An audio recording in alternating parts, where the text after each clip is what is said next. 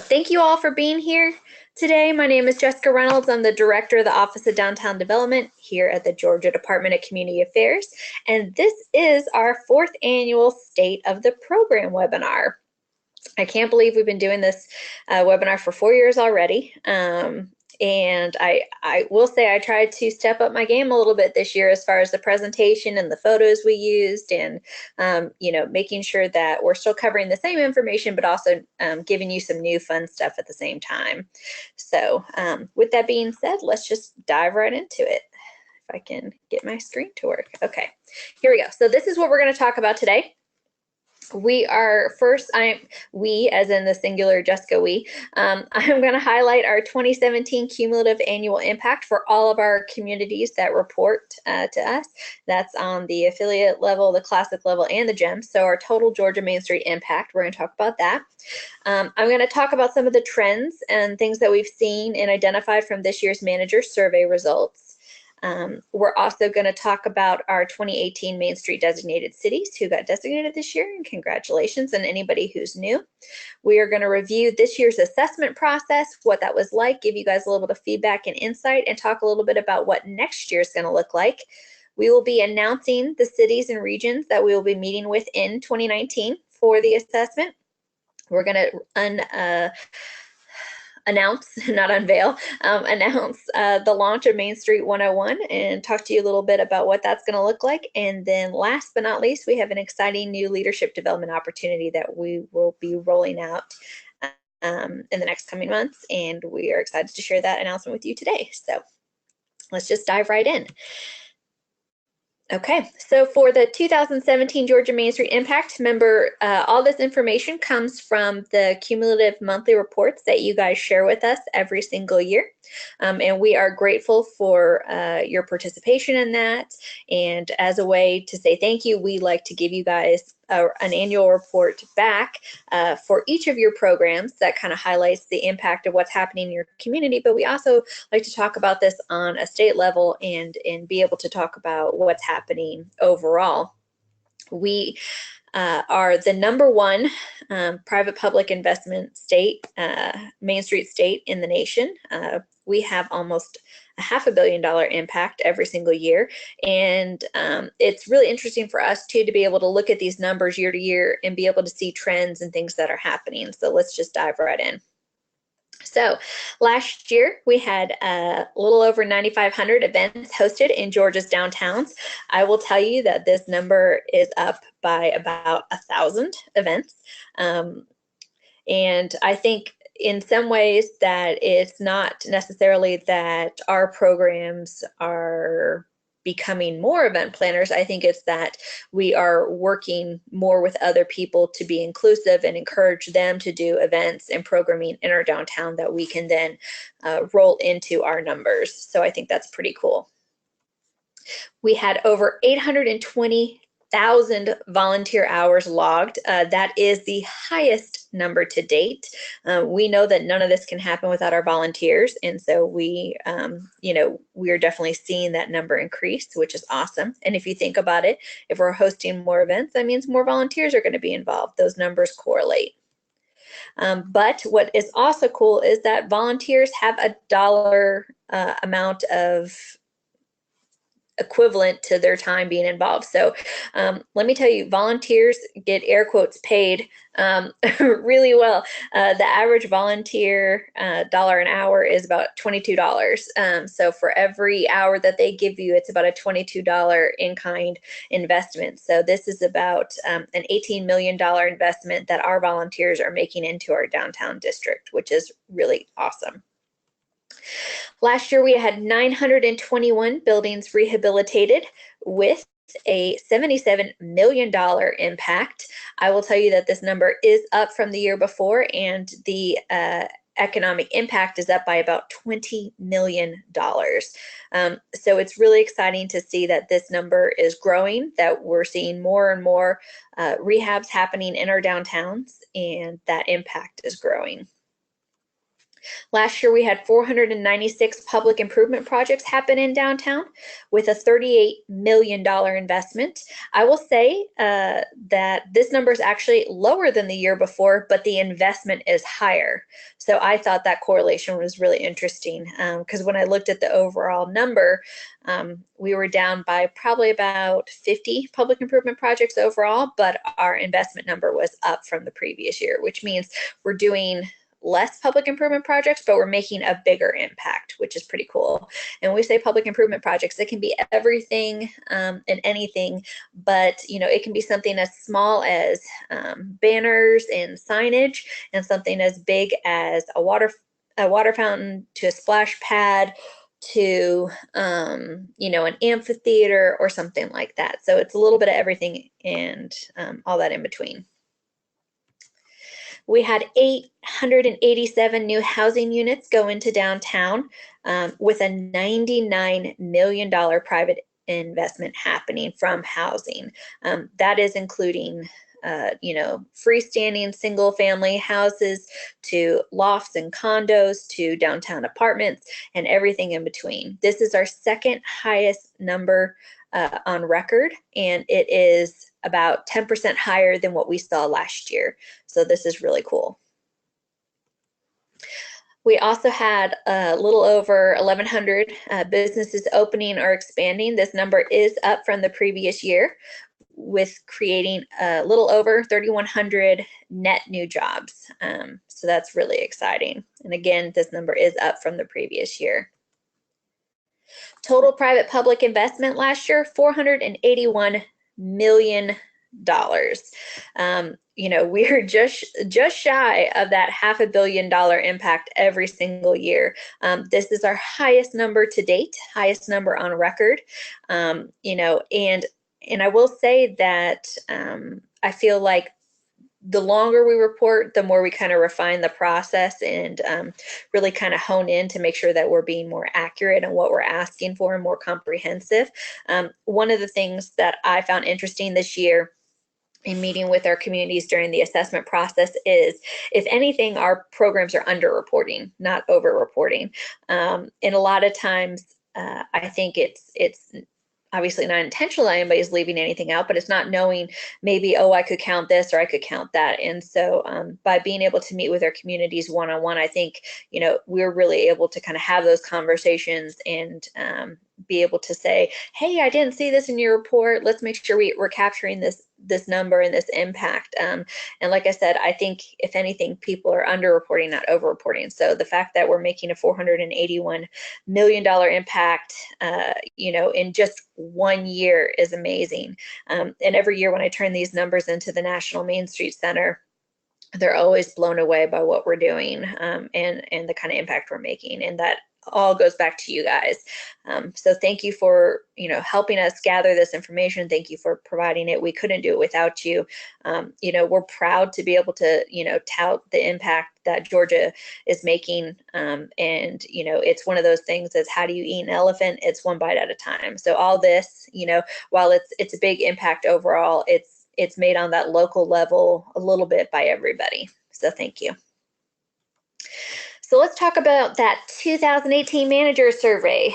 We've been doing this survey for quite some time. It's evolved a lot. I'm accidentally skipping forward. It's evolved a lot over the years, but what we've tried to do is keep some of the questioning consistent from year to year, so that way we can really make sure we're looking at the same things, but also identifying those trends and those changes in the evolution of the program. One of the areas that we always kind of look at is the salaries, right? Salaries and budgets. And I know that's one of the things you guys ask from us the most. And it's also one of the things that I think is important for us to kind of have our finger on the pulse of what's happening locally. So if you will remember, the average salary recommended in our annual assessment document under Standard 7, I believe it is $46,500, right? So that's our average salary recommended for our programs. And obviously, I would love if everybody got paid that, if not more. That would be the ultimate goal, obviously. one of the things that I did see this year is that the average salary for all of our programs combined, so if we look at GEMS, Classics, affiliates, everybody across the board, and if we just narrow it down to those Classic and GEMS communities, the average manager salary is actually over that. So it's even over our average recommendation. So it's a little over $47,000 is what the average is for our Classics and GEMS communities. But I did break it down a little bit further this year.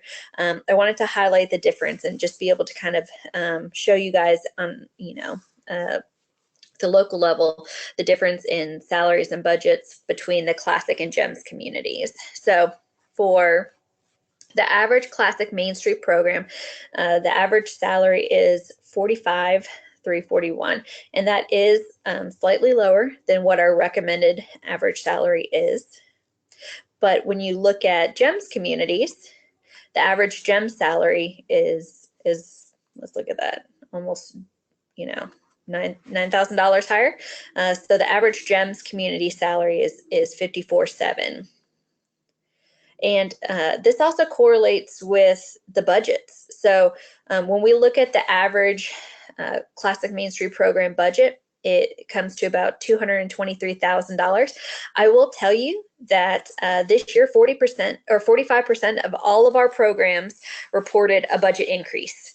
And this number really reflected that, because last year when we did this survey, the average Main Street budget was just a little over $100,000 for each program. And so when we looked at this number this year, I was like, wow, that's a leap. I mean, we've definitely gone up, pretty much doubled our number, our impact, what's going on with that. And so one of the questions we had added this year is, is your program budget growing? Is it staying the same, or is it, being cut? And like I said, we were able to, and proudly say that 45% of all our programs budgets are growing, which is awesome. But in comparison, the average GEMS budget is a little over $315,000. So you can kind of see those trends starting to develop. Typically, our GEMS communities, they have a little bit more stable leadership, managers that have been there a little bit longer. They're getting paid a little bit more, and their budgets are a little bit higher. Well, not a little bit higher, almost $100,000 higher. But that support is really there and it's really visible. One of the other things I want to say is that we also look at where's all this funding coming from, right? And so with our program, 65% of all the funding is coming from the city's general fund. That means you are basically being supported by your local tax dollars, which is okay. That's great. And another 54% of that is also coming through sponsorship dollars. So this is money you're raising and money you're asking for. So I think it's one of those things. We know that events aren't everything, as far as they're not going to save a downtown, they're not going to make or break a community, but we do understand the importance of driving funds from those sponsorship and fundraising dollars, and that half of you, that's how you're getting income into the program. And so your ability to do these things better and more effectively directly impacts your program's budget line. So we get that. 42% of our managers have been here 2 years or less. This is the challenge that we face every year, is that a lot of turnover happens. But one of the things that we've been able to do is we've actually done some mapping for ourselves internally as an office to look at this and kind of see if there's areas of concentration where there's more turnover. And one of the things that we realized this year in this process is that actually we're not necessarily losing managers because they're leaving the network and the program. We're losing managers because they are moving up in the ranks at their local government. So, we have several situations where the Main Street manager has moved up to the community development director, or has moved up to become the economic development director. And in some cases, actually a handful of cases, that person has moved up to become the city manager. So, for us as an office, we always say that our Main Street program managers have to be experts in a little bit of everything, right? We have our hands in everything. We have to know a little bit of everything. We get a lot of different training and expertise in a short period of time, and we're being able to see that we are developing leaders, and that we're giving you guys the tools to be successful, and you guys are really becoming the go-to folks in our communities, and that's reflected by the fact that while we have turnover, as in we have new people coming in to manage the program, we're not necessarily always losing that staff. A lot of times that staff is transitioning up into other leadership positions within their programs. And now we're creating an institutional knowledge of what Main Street is and how Main Street works. And while 42% is still higher than I would like to see it, the number, one thing I will say is that this is an 8% decrease from the previous year, which means that some of the things that we're doing to try and keep and retain our programs is working. It's not going to be a silver bullet. We're not going to be able to solve all of this at once. But I think that it just shows that this is something that we're slowly working on and creating things to address. The new manager's handbook is absolutely one of those tools and resources, and the launching of Main Street 101 online, being able to get people trained online quicker, sooner, that there's less lag time, that is important to us. And so I think by implementing some of these tools and resources and continuing along this path, we'll be able to see this number continue to decrease over the next couple of years. Only 37% of our managers are mentors. I was really surprised by this. So, the theory is that rising tides raise all ships, and I absolutely believe that, especially when it comes to the Main Street program. And so one of the things I will say is that reducing this number here from 42% to less, that doesn't just depend on our office, that also depends on you guys. We don't, as the Office of Downtown Development, oversee the mentor-mentee program. That's actually something implemented by the Georgia Downtown Association, but we're huge advocates and supporters of it, because you guys can be a resource to each other. You guys can be advocates for each other. You guys can help be a support team and a support system for each other. Who better to learn from than your peers? So with that being said, I would like to challenge and ask you guys, each of you, if you are not currently a mentor, to consider applying for the mentor program, to be a mentor, to work with someone. You guys know what this job is like. If you've been here even a couple years, you've been here long enough to work with a new manager that's coming on. You learn a lot. It's like drinking through a fire hose some days, but we need more mentors, and we need you guys to be a part of that process and helping to keep our managers in a position where they feel supported and that they want to stick around. So I challenge each of you to look at what you're doing and see how you can also contribute to help the network. 30% of our cities are less than 5,000 in population. We knew that, Main Street is primarily focused on, smaller, historic, commercial districts, which means we're going to have smaller populations.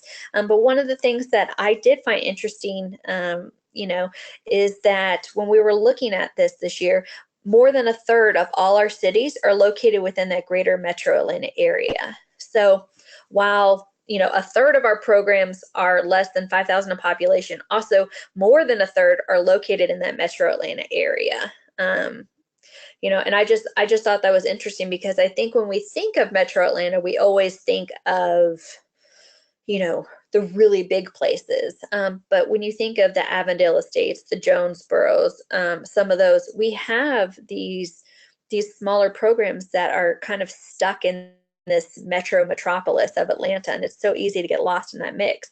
But we have a lot of programs within that hour, 50, 60 mile radius of the city that we're serving. 87% of all managers are city employees. This was really exciting to see this year, because I will tell you that this number is up by about 17% over what it was last year. And the reason we're excited about this is because that managers that are city employees and part of that city network are in a stable environment for the most part. They feel supported institutionally by the city, and also 90% of those people are getting benefits, which means health insurance, dental insurance, you're on a retirement plan. These are all things that create that, like I said, that stability factor that comes into play with helping managers stay long term. And if you are in a stable environment and you're in an environment that you feel supported in, you're going to want to stick around. You're going to want to grow from there. So part of keeping managers and helping people, really grow and thrive in those positions is creating a stable environment for them.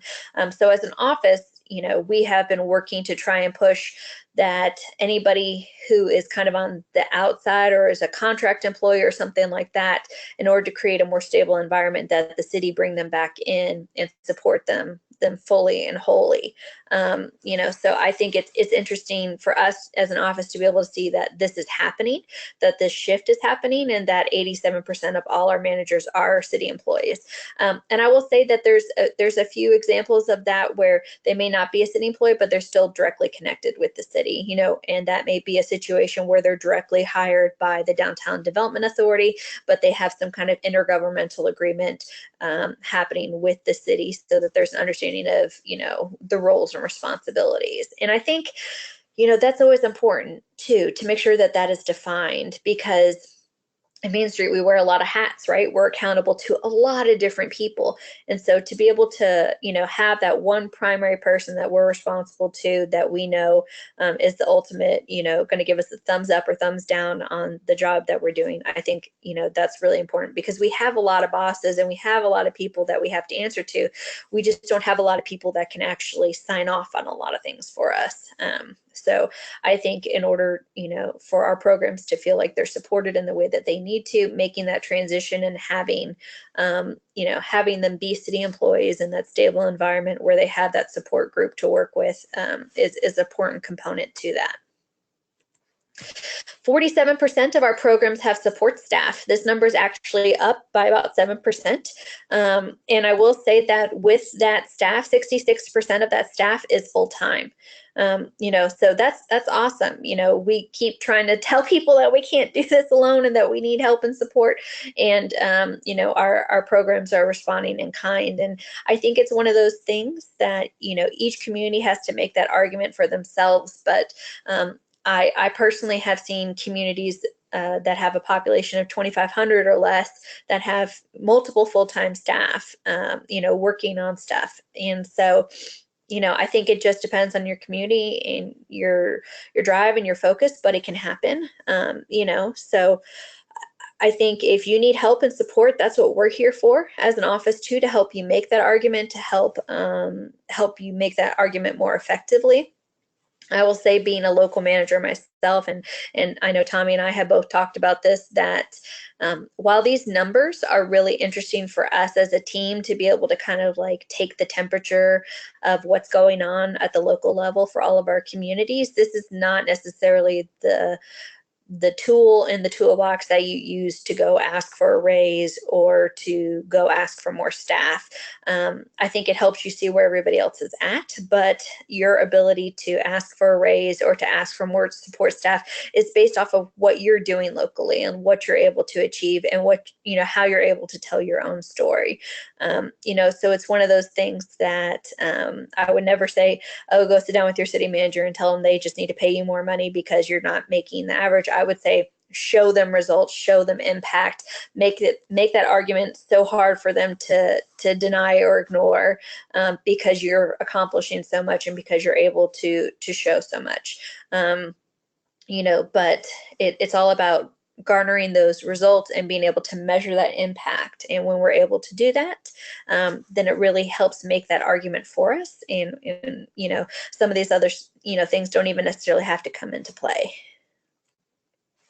And last but not least, we love you guys, and we are so grateful. And I was talking with our team about it this week even. I was like, I'm so grateful to be able to do what I do, and I love being able to be out in communities and see our managers and work with you guys one-on-one.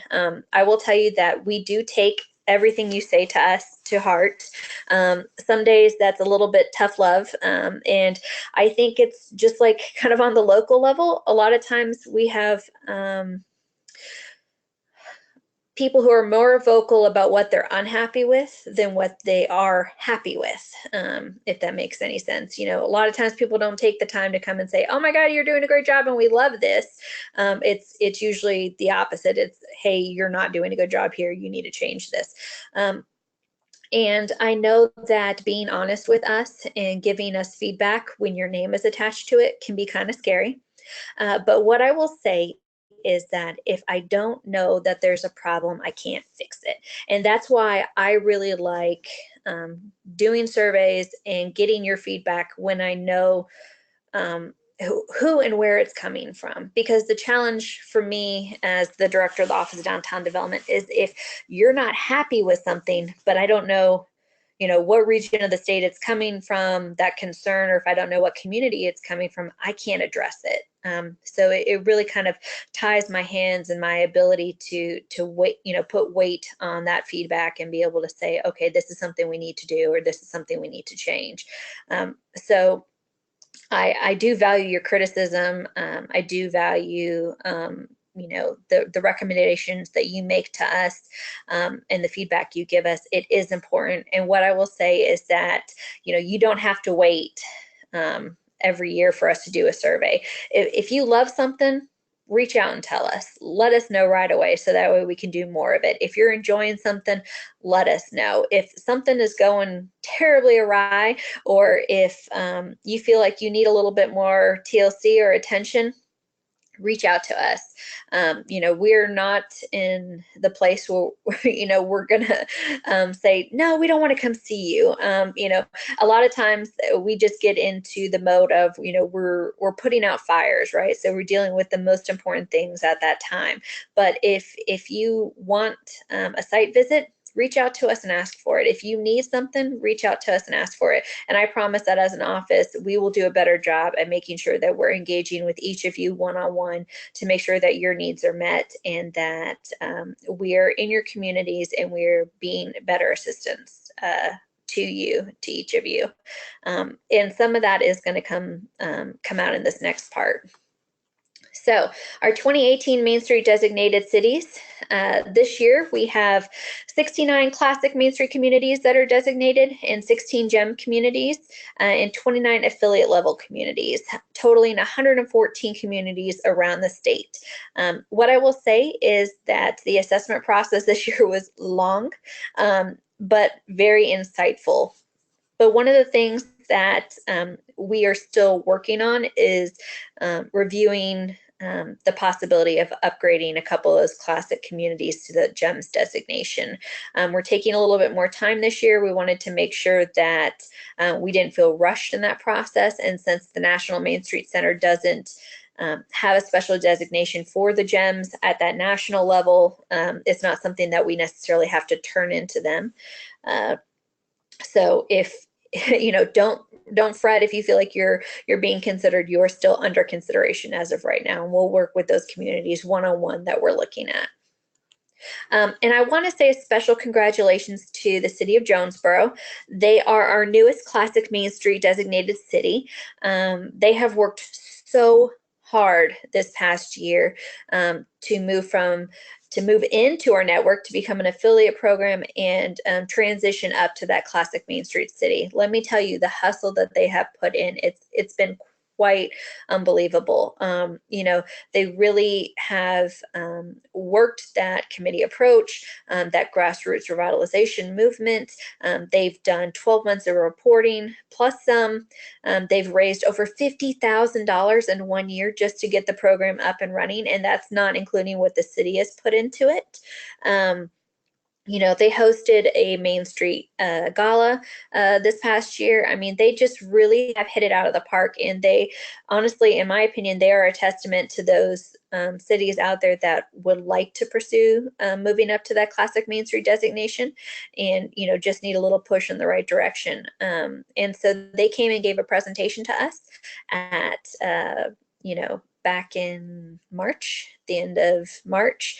That really highlighted everything that they've done. They got to meet with our commissioner, and we are so proud to call them one of our newest Main Street communities. So congratulations to Jonesboro. So, recapping the 2018 assessment process, what did we learn this year? Oh my gosh, guys, a whole lot. We learned a ton.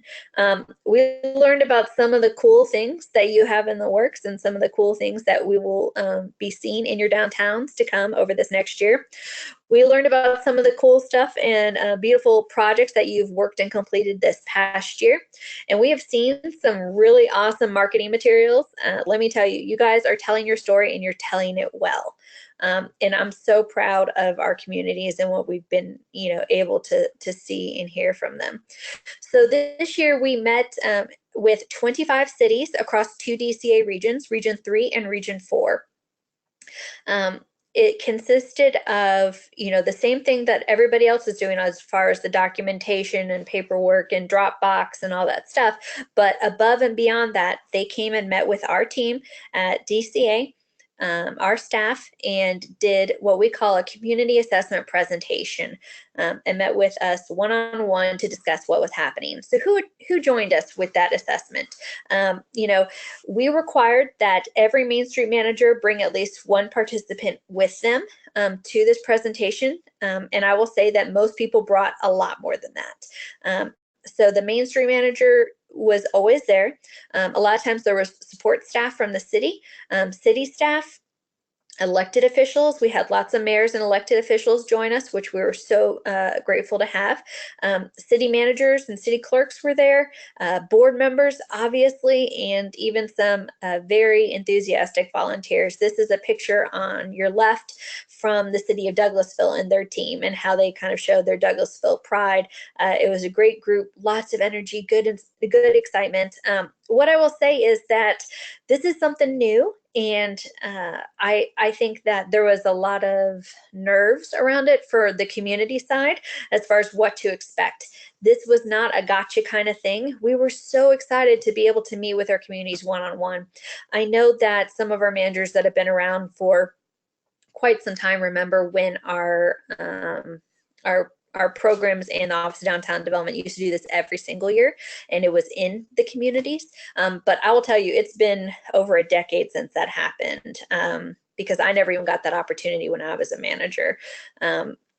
So I think for us as an office to be able to sit down and just talk about what's happening in that local community, there's so much that can't be conveyed through a paper document.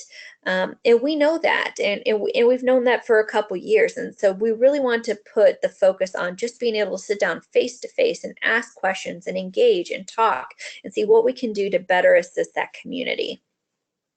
And we truly loved and appreciated the opportunity. It allows us to just see what we can do to help take things to the next level. And like I said, there's only so much that can be conveyed in those paper documents, but we put a lot of emphasis and time in it. So what can we do to make that better? What can we do to kind of ease up that process, to ease the burden and make sure that we're focusing on the right things? And so what that really ties into is what we're going to focus on in 2019. So last year we met with those 2 DCA regions, Region 3 and 4, those 25 communities. We are taking that up a notch. Next year in 2019, we're going to meet with 7 regions. So Region 6, 7, 8, 9, 10, 11, and 12. That is actually 35 communities that we'll be meeting with face to face. We're going to be hosting it in 4 different locations. So our goal is to host meetings in Macon, Statesboro, Tifton, and Brunswick. The presentations that we did this year were focused on about an hour and a half, and that one-on-one opportunity for us to sit down and have that dialogue. We put forth about 2 hours for each one because sometimes it goes over a little bit. We want to make sure that nobody feels rushed or gypped and that we all have time to talk about stuff and to really have a good dialogue.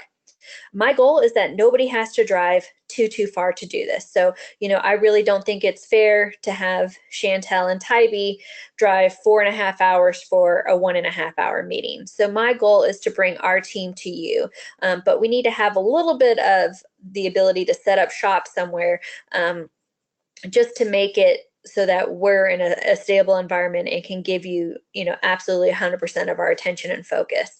So we're working with Statesboro, Macon, Tifton, and Brunswick to host meetings here at this time. You guys will be allowed to pick your meetings and the date that works best for you. I'm putting these dates out here right now, so now you can kind of like already start scheduling it in your head. Tess Harper, our communications and training coordinator, is currently working with these communities, or will be working with these communities to set up and establish where we'll be meeting and stuff like that. And as soon as we have that, we used actually a similar program to what we did for the 2015 National Main Street Conference for volunteers. It's called Volunteer Spot, and it allows you to sign up for the time that works best. So, Dublin will be able to go in and say, okay, I'd like to meet, whether it's in Macon or Statesboro, whichever works best for you. I mean, you're more than welcome to go to Tifton or Brunswick if you just want to get on the road and travel a little bit.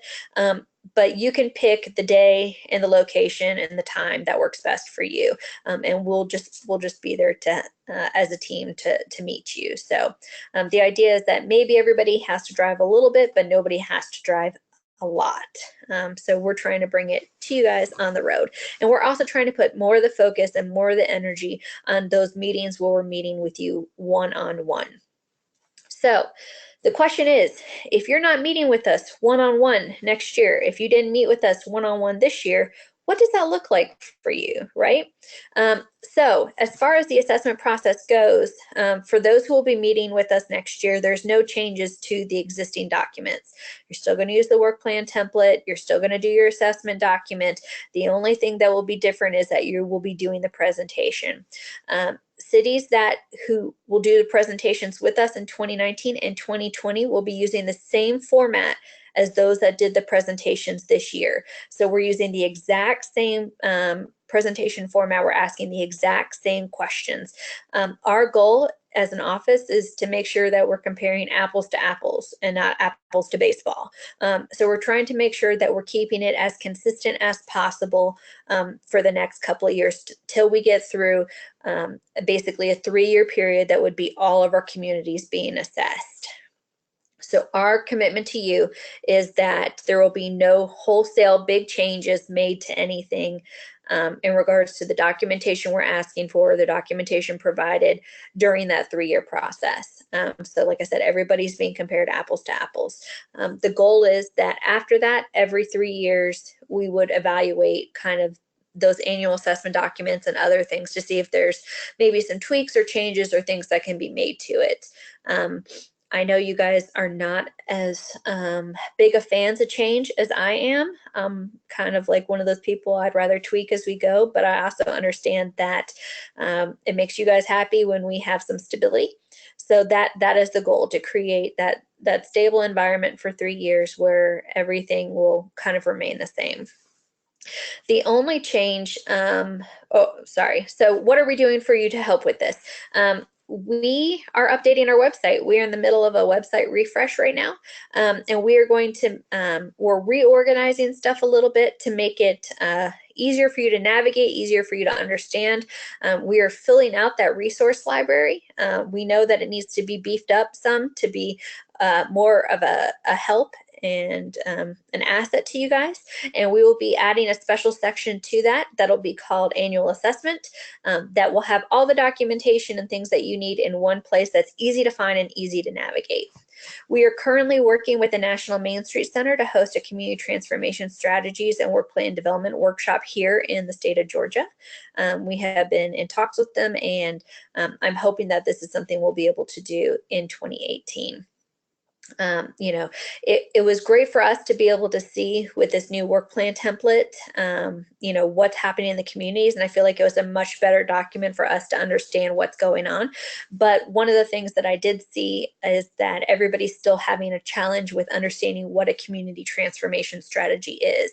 And so I want to provide a workshop that really focuses on how to develop those, what we're looking for, what it really means to implement that, how you evolve it from year to year, you know, and in understanding what that process is like. So that's one of the things that we're going to be bringing to you.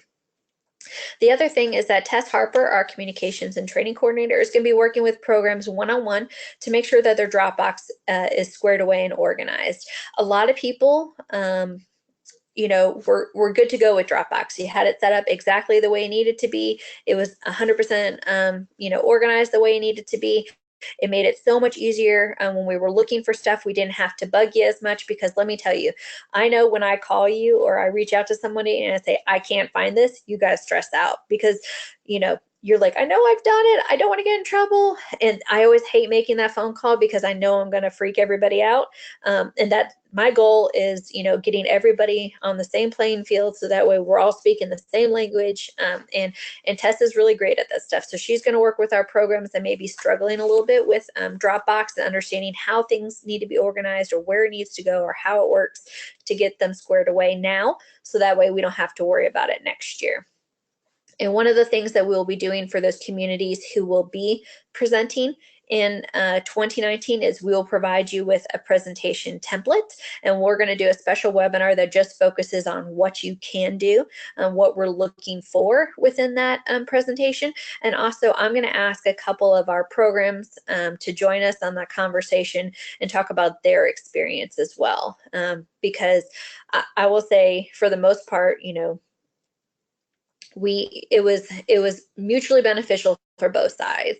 And I think it would be great for you guys to hear from our communities that went through it, what they experienced, what it was like for them, and to really highlight some best practices and who did it really well, and you know, what you can do to kind of mimic that. So for those who aren't presenting in 2019, take a breath. You're fine.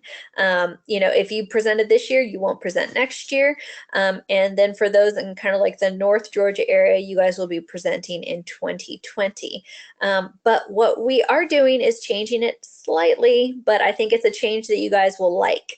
So our goal is, if we're going to put emphasis on those one-on-one meetings, knowing that everything that happens, you know, can't necessarily be conveyed in that paper document, my goal is to free up some time for you when you're not doing that presentation with us, when you're not meeting with us one-on-one. So for those who aren't meeting with us in 2019, Dropbox will remain the same. You'll still have your 2018 folder. You'll still have your standards within that. You'll still be using the work plan template document.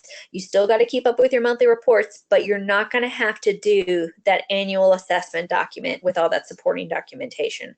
That really big document that you have to go through and check off and make sure that, you know, you're meeting. We're not asking you to turn that in. We're only going to be requiring communities to turn that in when they're meeting with us one-on-one. And here's the reason for that.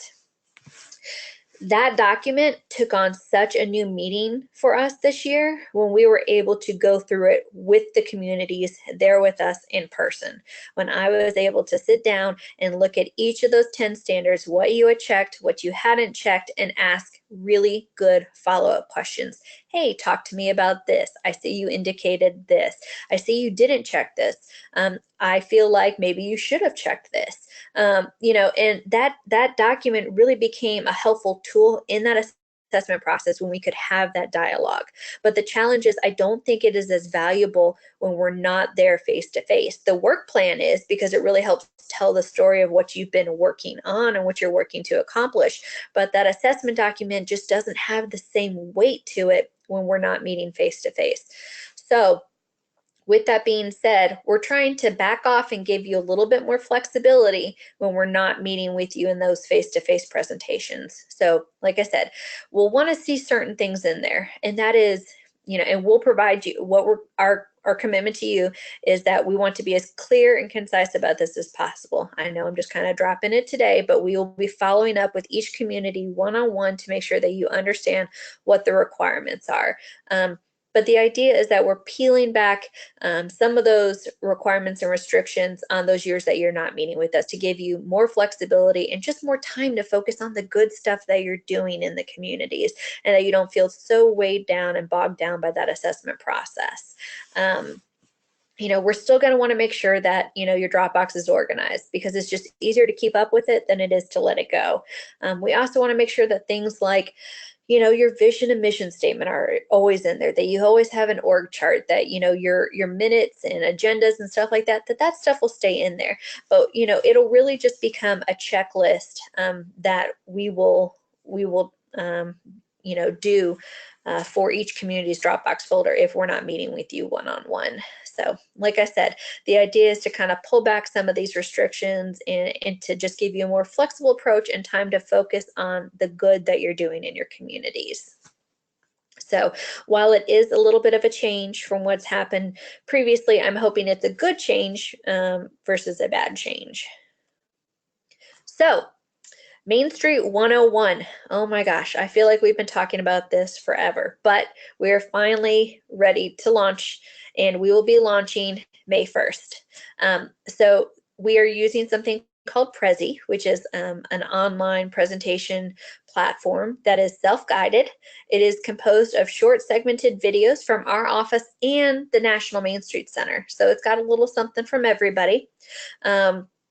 We have 4 areas that we focus on, which is the National Main Street Center and their impact and their role. We focus on the Georgia Main Street program, what our office does, our resources, our tools. Then we focus on the 4-point approach, and then last but not least, resources. And in that last section, we have individual videos reviewing the board's role and the manager's role. So we have, stuff that's customized to speak to board members and about, what is expected from them, as well as what's expected from the managers. One of the other things we're also committing to offer you guys as part of this is the new manager's handbook will be available digitally online for free.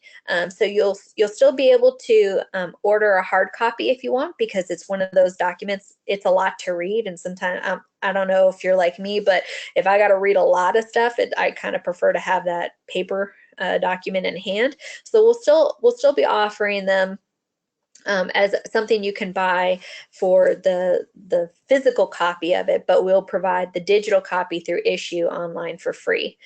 Main Street 101 is going to be available to everybody through our website, and we'll have a special section on our website dedicated just to Main Street 101. But anybody can view it anytime, as much as they want. So, the idea is that you can share it with elected officials, you can share it with city staff, you can share it with, volunteers, but everybody can view it, everybody can experience it. What we've done is that there's an actual certification that goes with it. So we will be offering the certification, will be accessible online. We'll be offering it at a discounted rate. So if you remember before, in order to go to Main Street 101, you had to sign up online. You had to pay, I believe it was $95 for a classic Main Street community to participate. You had to drive, you had to spend the day there. It was the whole shebang. So for the first 3 months that we're rolling this out, we'll be offering at a discounted rate the certification for $50. After that, the price will go up to $75 per person to become Main Street 101 certified. The certification consists of 50 exam questions, and you as the manager or the board member will need to get an 80% for a passing grade. The questions are the same whether you are a manager or a board member. They will be randomized as far as the order, and the answers will be randomized. So it's not something that you're going to be able to say, okay, number one is this question and the answer is C. You'll have to actually know the answers. But I would say for the most part, it's multiple choice or true false. This is not a gotcha kind of thing. This is an opportunity for us to say, yes, this person knows it. They know this information. They are, an asset to their community. This certification will be required, the same as before, for all new managers or board members that haven't been through Main Street 101. So if you are a new manager and you've been in place over this past year and you haven't had the opportunity to go to Main Street 101, you will need to become Main Street 101 certified through our online designation. Also, anybody who took Main Street 101 in person last year in 2017, we're going to provide you an opportunity to take the exam one time for free. And that's just, a way of saying, we know that you participated in this. We didn't offer this last year. We would like you to be able to take this exam if you would like, and become Main Street 101 certified. We will do that for free for you. And we will be working on a special rate for GEMS communities that we'll be reaching out to them individually to discuss. We will still be offering Main Street 101 in person for one time this year, but it'll be later this fall, and we're still picking that location and date as of right now. So we are excited about this. It's something, like I said, we've been working really hard on. The nice thing is that you can watch it as few times as you need or as many times as you need. It is segmented. It's not like a webinar where you have to watch it from beginning to end and it's all one piece. It's broken up so that way you can digest it as you need to. Again, we're providing that manager's handbook as a resource just to complement that. My hope is that in the future that all of our programs would be 100% Main Street 101 certified. So that means all existing board members and the manager would be Main Street 101 certified. And that would roll into our GEMS accreditation in the future. As of right now, we're just encouraging those communities to take it. I think if you're a manager that's been around for a little bit, this is an exam you could sit down easily and just sit down the same day and pass it. It's like I said, it's not set up to be a gotcha kind of thing. And every question is taken from the videos themselves, literally script from the videos that we offer for 101 online, and also from the new manager's handbook. So it is literally verbatim from the videos we've created and the new manager's handbook. So like I said, there's no gotcha kind of situations in there. And last but not least, we are excited to announce that we are going to do our first 5 levels of leadership workshop development in downtown LaGrange, June 12th through 13th of this year. Our team has gone and we have gotten certified by John Maxwell's team to teach this course and this curriculum. We have worked with them to develop it so that it is customized for our Main Street programs, and we are focusing on, how this can help them and roll that out. And we know that really the success of our programs rises and falls on leadership. I will tell you that through the process of getting certified, this leadership program is like nothing I've ever experienced or seen anywhere else. It really focuses on building relationships, understanding those relationships, leading upwards. I think a lot of times we think that in order to be a leader, that means we have to have 4 people working below us and 5 people reporting to us. And that's just not the situation. The challenge is that a lot of our Main Street programs are leaders with nobody that gets paid to follow them. That's even more challenging because you're not in a position of positional leadership. Nobody has to follow you. People follow you because they want to, because they believe in you. So our goal is to help you better understand the dynamic of these relationships that you have, not only with your board members, but also with your elected officials, your city staff, and the businesses that you work with. So that way you can be more effective leaders in your communities, that you can be more empowered. They have some of the coolest materials that we get to, give you and distribute as part of this. And I'm really excited because downtown LaGrange has a brand new downtown hotel that we are working with that will be staying in. So it's a 2-day workshop. It will begin June the 12th. It'll end June the 13th. We'll be rolling out the details for you guys next week. Registration will open next week. But I'm super excited for this, and it will be a limited number of people that we're going to do it with the first run, just because we really see the value in keeping it as a smaller class and being able to offer it one-on-one and you guys to really get that customized experience. But what I will also say is that I would consider bringing someone with you from your community, because while it's interesting to be able to see how you interact and kind of like respond to some of this, one of the things I enjoyed the most going through this with my team is being able to see how they felt about it and being able to talk about it with them and to see how they engaged. And so I think it's one of those things that it's not just insightful for you as an individual and as a person, but it's also insightful to see how other people that you work with and deal with on a daily basis also interact with this content and materials. So I would encourage each of you, if you're considering and you're interested in participating in this, and we, like I said, we will roll out all the details next week, that you consider bringing someone with you in your community or in your program, so that way you guys can have that experience together. So with that being said, that's really it for me, even though it's been a little bit. So let's see. Oh yeah, it's been an hour. So let's look back and see if you have any questions. Otherwise, thank you guys for joining us, and I appreciate your time. I appreciate each of you, and I'll see what I can do to answer questions right now.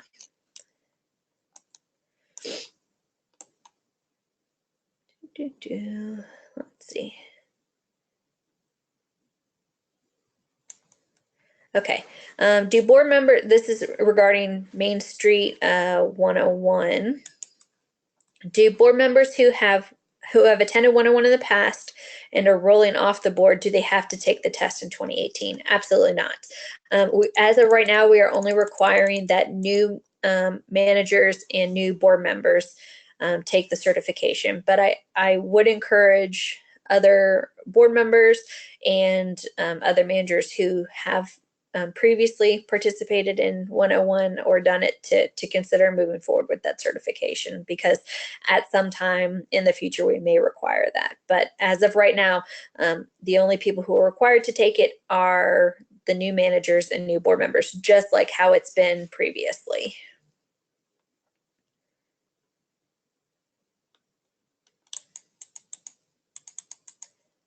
One of the questions is, for communities that want to be considered for GEMS designation in the future, would it be helpful for DCA for that city to continue to complete the annual assessment document in years when you're not giving the DCA presentation? I think it might be helpful for the city to see whether it is squeaking by or excelling, and to see in what areas. One of the things I will say is that that's a great comment. So while, for example, the Region 3 and Region 4 this year came in, did the full shebang, the full assessment. They met with us one-on-one, everything. But that means next year, if you're Suwannee, if you're Avondale Estates, if you are Jonesboro, if you're one of those communities located in Region 3 or 4, Carrollton, Griffin, Bowden, Villa Rica, those guys, Douglasville, that means you don't have to do the assessment document next year, right? You don't have to turn that into us. But the assessment document is always valuable to be able to kind of, like I said, take your temperature and see where you're at as a community. If you want to, move up to that GEMS designation, if you're working towards that, it's one of those things that even if you don't turn it into us, I still think it's a good document to make sure you're checking in with. It's a great tool to just make sure that you're staying on track, that you're doing what you need to do, that you're checking off all those boxes, that you're meeting those requirements, so that way 2 years from now, when you have to turn it in, it's not catching you off guard. You're not, going to find out that you're not in compliance somewhere. So I think it's one of those things that, like, it's always good to have. It's always good to reference back to. I'm just not requiring you to turn it into us or to provide that supporting documentation. But the idea is that we have a good baseline. Everybody did it this year. We have, lots of good supporting documentation. We have a good baseline. starting right now to see where everybody's at. So, I don't think we could have done this if we were in a position where we were concerned with where our programs are at. But I think because we were able to see that everybody's in a really good place right now, this is a decision I think that we were able to make as an office, almost to kind of reward you guys for your hard work. But yes, I think it's always good to reference back to that document and make sure that you're still meeting those standards. Question, will the leadership training be offered more than once a year? Yes. Our goal is to try and offer it twice this year. This is just the first round of it. And this is also something that we'll be offering. The plan is to offer every single year moving forward. I think I think you guys would support me in saying this, there's a lot of value in meeting face-to-face for training, right? That we enjoy that experience, the networking that you get from it, the opportunity to meet one-on-one with other managers is very valuable. And so while we have taken that component away from Main Street 101, we wanted to replace it with something else. And so that leadership development training that we're offering is something that we're kind of trying to use as the stopgap to make sure that we're still providing opportunities to meet one-on-one. So this is just our first opportunity to have this leadership training. We will continue to offer it in the future, and we are looking at other locations to host it in for this fall.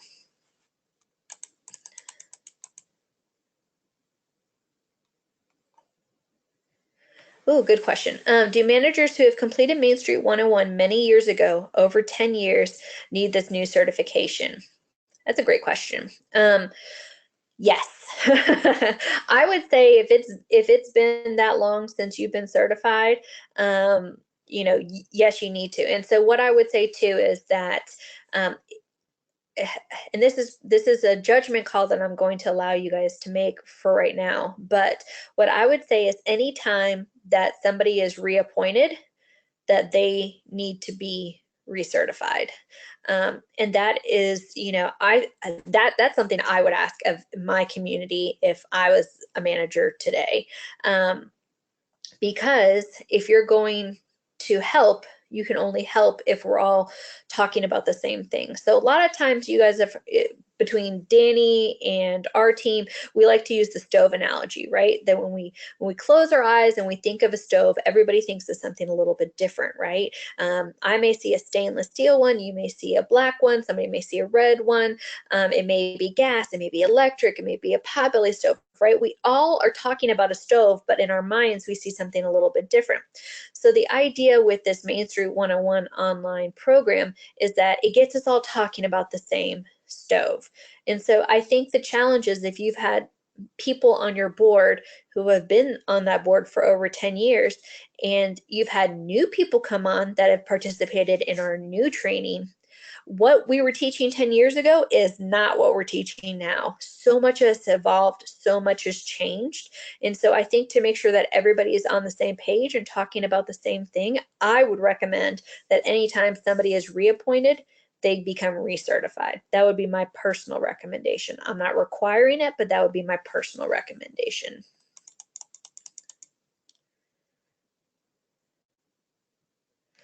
That's a good question, Connie. If we're not required to complete the annual assessment, will we still be able to be nationally certified by the National Main Street Center?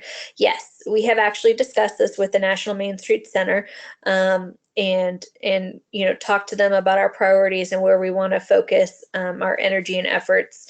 And we have been told that we can move forward with this process. So just so you know, this isn't a decision we just made in a vacuum, that we have not consulted with our kind of counterparts at the National Center that we're accountable to.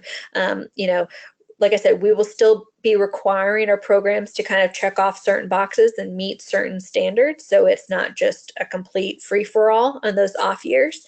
We still want to make sure that there's a good baseline in place. But yes, you will still be able to be nationally accredited every year, even if you're not turning in that annual assessment document. Because like I said, there will still be certain things that we are asking from you guys to make sure that everybody's still in good standing.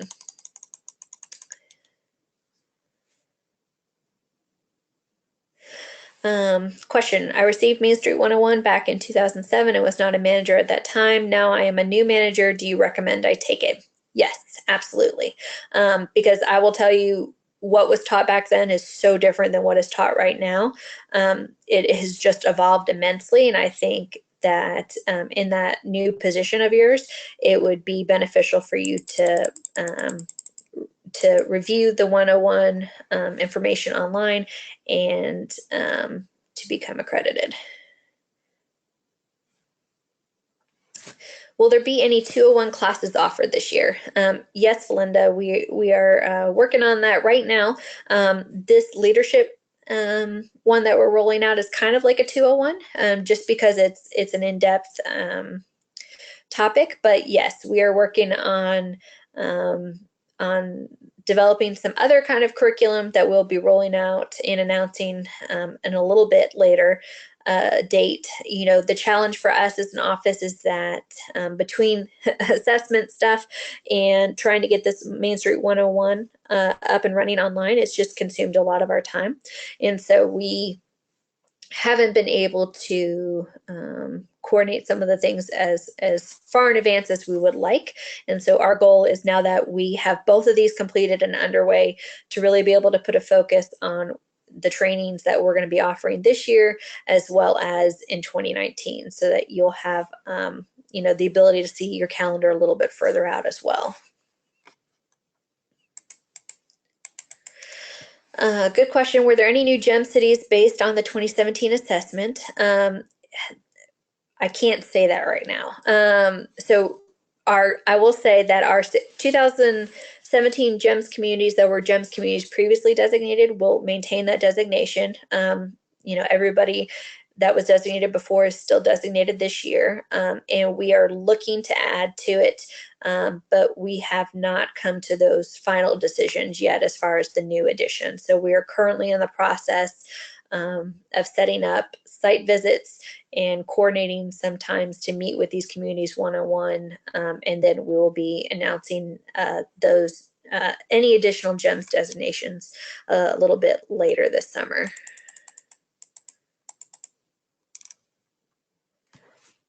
For those of us, good question, April. For those of us who have taken Main Street 101, are we considered certified, or do we still need to take the test for future requirements?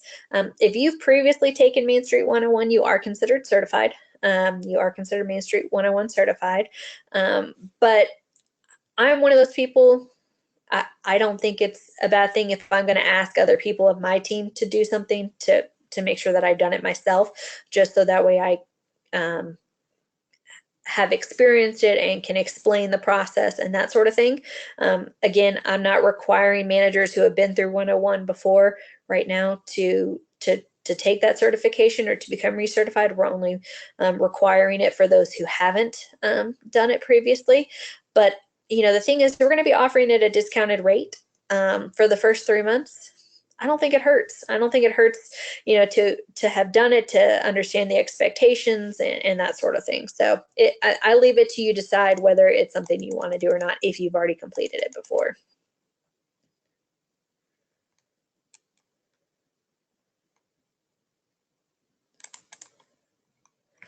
Connie, I'll reach out to you about that individually.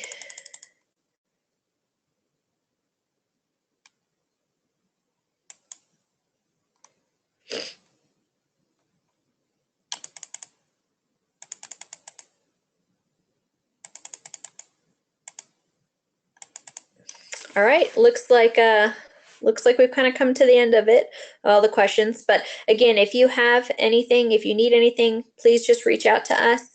We'd be more than happy to talk with you about any of this stuff one-on-one, you know, and provide you guys with any feedback or guidance that you need. So thank you guys for being here today. Thank you for taking the time, and I look forward to seeing you guys out in our communities. All right, bye guys.